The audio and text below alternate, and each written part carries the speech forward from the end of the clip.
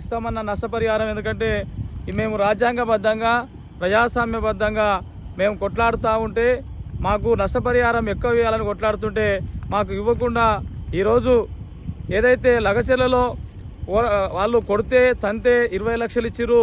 ఈరోజు మేము శాంతియుతంగా నిరసన తెలిపి ఈ యొక్క అభివృద్ధికి మేము ఎక్కడ కూడా ఆటంకం కాదు, ఇక్కడ మెడికల్ కళాశాల కావాలి, అభివృద్ధి కావాలని చెప్పి కోరుకున్నటువంటి ఈ ప్రాంత బిడ్డలుగా ఈ యొక్క రైతులుగా మేము మాట్లాడుతూ ఉన్నాము. మిత్రులారా, ఇది చూడండి, ఇక్కడ జాతీయ రహదారి ఇక్కడ నడుస్తూ ఉన్నటువంటి రోడ్డు చూస్తే కానీ అక్కడ మారుమూల ప్రాంతంలో ఉన్నటువంటి భూములకేమో 20 లక్షలు 23 లక్షలు ఇస్తూ ఉన్నారు. ఇదే రోడ్డు పైన ఉన్నటువంటి భూములకేమో 10 లక్షలు ఇస్తామని ఆ 10 లక్షలు కూడా కోత విధించి ₹1 కోటి వరకు స్కామ్ నిర్వహించినటువంటి చరిత్ర మీకే జరుగుతుంది. ఎందుకంటే మేము గత 2 సంవత్సరాల నుండి కొట్లాడుతున్నాము.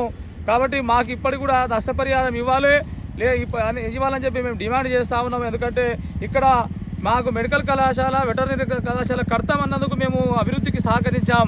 కానీ ఈరోజు మళ్ళీ ఈ యొక్క భూములను ఇక్కడ మెడికల్ కళాశాల ఇక్కడ కాదు లగచెర్ల అని చెప్పి దీన్ని ట్రాన్స్ఫర్ చేస్తున్నారని వస్తున్నట్టు వార్తలను మేము ఖండిస్తూ మేము ఇక్కడ అడుగుతా ఉన్నాము.